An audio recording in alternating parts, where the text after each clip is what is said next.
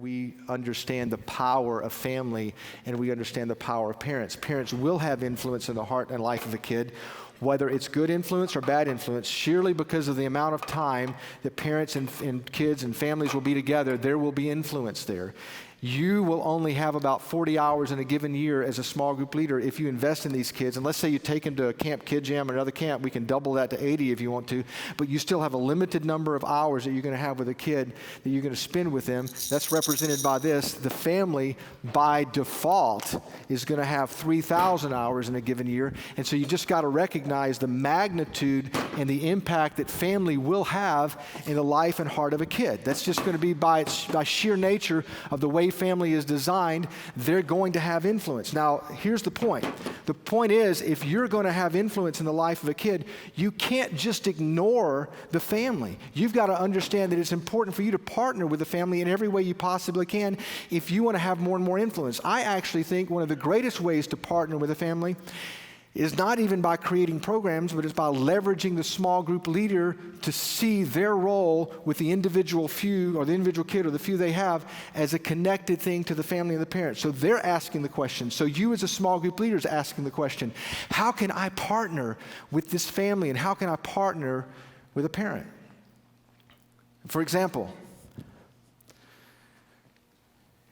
you should think in terms of having, of your student ministry, an open house at the beginning of the year where you bring the small group leaders and the parents together and you say, hey, this is what our scope and cycle is going to be this next year. Here's what we're going to cover with students. We wanted you as a parent to know. We wanted the small group leader to know. And we wanted you as a parent to meet the small group leader so you guys can understand that they're going to be involved in your kids' lives. But here's the truth. Maybe 30% of your parents will show up to that. Right? Because I know what you're thinking. You're thinking, yeah, that sounds like a great idea. We've tried it. 30% showed up. What if I could raise that to 90% with one idea? You say, tell me. Okay, I'm going to tell you. You ready for this?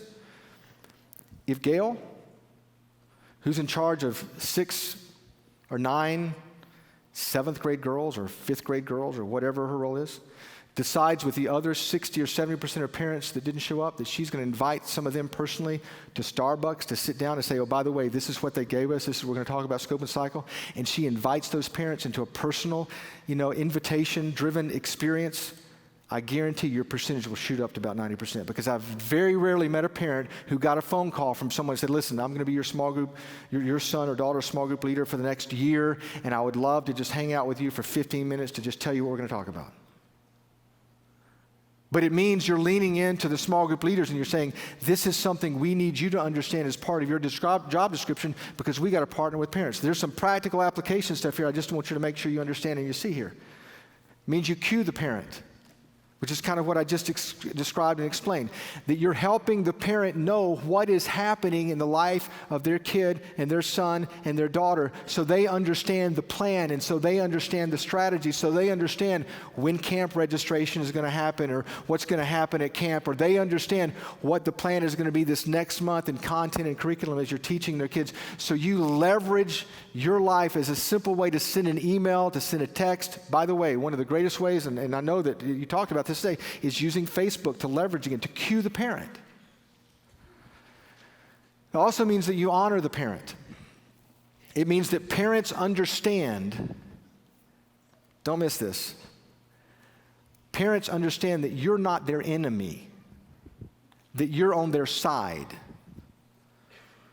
There's a story that Chef, who wrote the Lead Small book with us, who's a middle school director, tells about a girl that called her small group leader upset and angry because she just had a knockdown drag out with her parents over grades.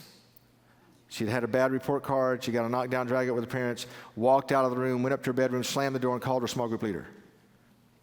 So here's the small group leader on the phone talking to this daughter about her unreasonable parents, obviously.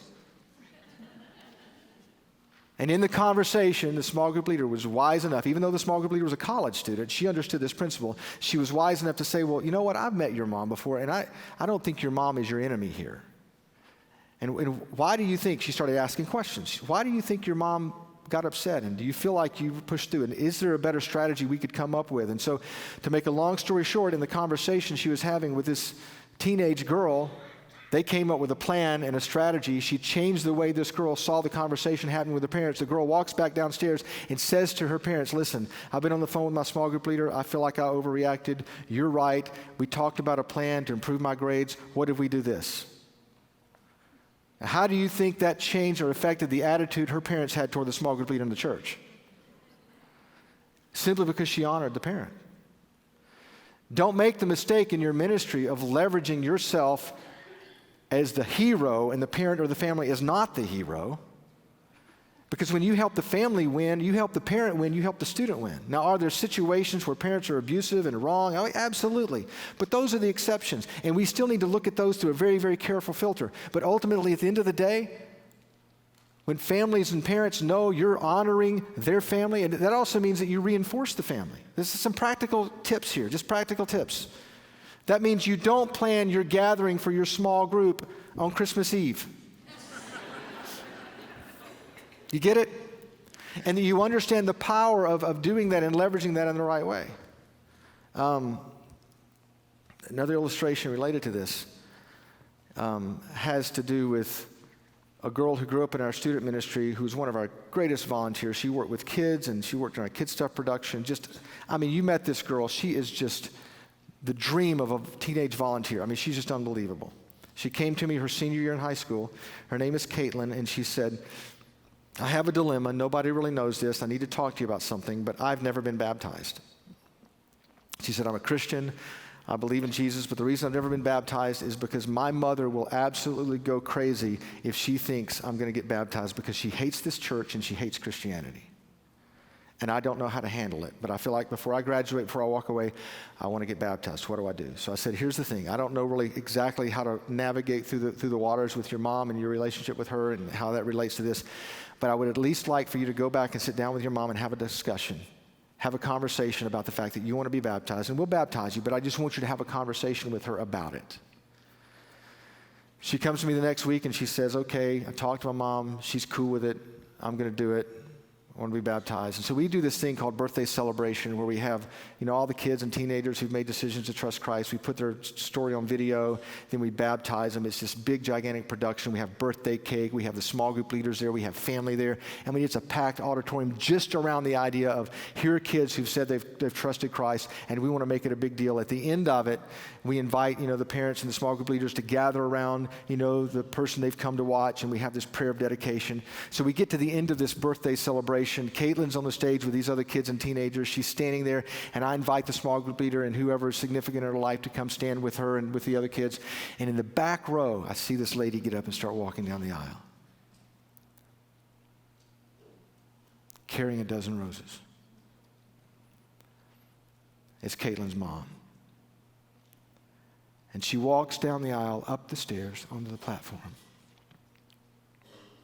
And she stands there with small group leaders and with other people, and she listens to them pray for her daughter. And for a moment in time, this mother who doesn't even like our church, who doesn't even believe in who Christ is, has this spiritual connection with her daughter because she didn't want to miss it. I got in the car and I'm driving home, and the only thing I could think in my mind is, she would have missed it. She would have missed it. I just think it's important that we understand how to do what we do in the context of inviting parents and inviting families in for the ride. Sure, sometimes they're not going to show up, but what if they do?